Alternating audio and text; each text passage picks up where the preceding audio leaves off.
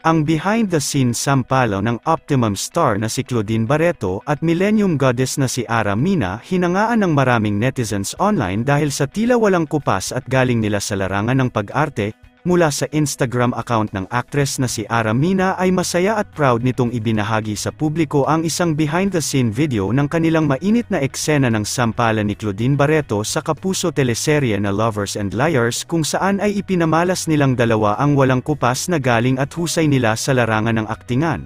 Sa video mapapanood natin ang palitan ng sampalan nina Ara Mina at Claudine Barreto kung saan tila ay basic na ginawa lang nilang dalawa ang ganoong klaseng kainit na eksena. Kalakip naman ang behind-the-scene video na ibinahagi ni Ara Mina sa kanyang Instagram account ay lubos din itong nagpapasalamat sa kanyang naging caption kung saan sinabi nito na isang karangalan umano na makasama at makatrabaho sa ganitong klaseng project ang isa sa pinakamagagaling at mahuhusay na aktres ng kanyang henerasyon na si Claudine Barreto. Narito panoorin nating ang buong video ng behind-the-scenes sampalan ni Claudine Barreto at Ara Mina sa kapuso teleserye na Lovers and Liars. And 3, 2, 1, action!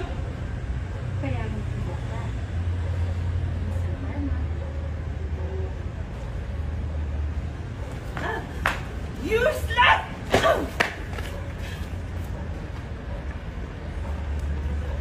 You punk!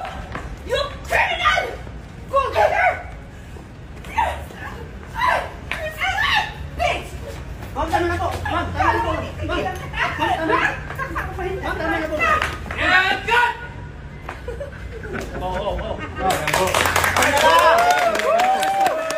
I'm gonna miss you. Thank you sa lahat ng nanood ng Lovers, Liars, and Liars.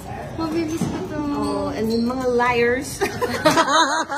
Please, pumunta kayo sa Hazel Day, the best cheesecake. I Oh, swear. Thank you, thank you. Love you At guys. abangan nyo ang ending nito, grabe. Tingnan nyo kung pasabog anong na. gagawin ko.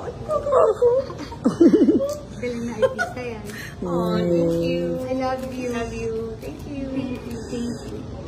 Sila po yung bagong tandem. Yes, thank you. Okay, good day. Ay, sorry po direct. Okay na, okay na.